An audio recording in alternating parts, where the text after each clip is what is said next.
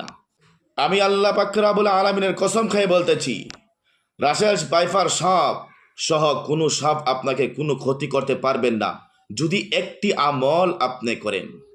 তিরমিজি শরীফের 3604 নম্বর হাদিস, রাসূলুল্লাহ সাল্লাল্লাহু আলাইহি সাল্লামের স্পষ্ট বর্ণনা, পরীক্ষিত আমল। হযরত আবু হুরায়রা রাদিয়াল্লাহু তাআলা আনহু থেকে বর্ণিত হওয়া হাদিস, নবী করিম সাল্লাল্লাহু আলাইহি ওয়াসাল্লাম বলেন, কোনো ব্যক্তি যদি সকাল এবং সন্ধ্যাকালে এই দোয়াটি 3 বার পাঠ করে, আল্লাহ পাক রব্বুল আলামিন তাকে যত বড় বিষাক্ত পানি হোক না কেন, আল্লাহ তাকে বিষাক্ত পানি থেকে হেফাজত করবেন। আউযু বিকালিমাতিল্লাহি তাম্মাতি মিন শাররি মা খালাক।